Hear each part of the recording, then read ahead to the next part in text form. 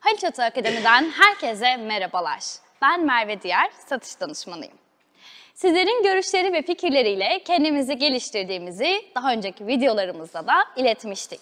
Bu anlamda Haliç Oto'ya sormak istediğiniz herhangi bir soru varsa araç alımı, satış, servis aşağıda yorumlarda belirtebilirsiniz.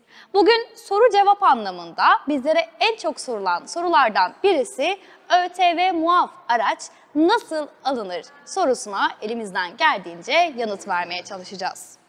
Şimdi öncelikli olarak tabii ki de sağlık kuruluşlarından almış olduğumuz raporumuzun elimizde olması lazım.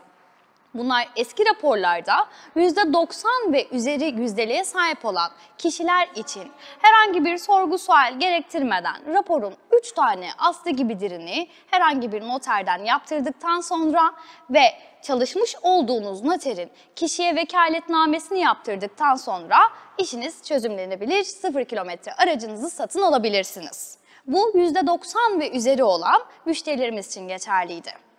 %90 raporun altındaki kişiler de yine ÖTV muaf araç alabilirler ama tabii ki de H ehliyeti sınıfı ehliyetinizin olması lazım zorunlu olarak. Yani %55, 60, 65 rapor oranına sahip olan bir kişinin uzuvlarında eksiklik, kısalık vesaire olabilir. H sınıfı ehliyetinin arkasındaki kodlarla kişinin otomatik vites mi araç kullanıp kullanamayacağı yoksa herhangi bir teçhizat ile mi araç kullanıp kullanamayacağı orada belirtiliyor.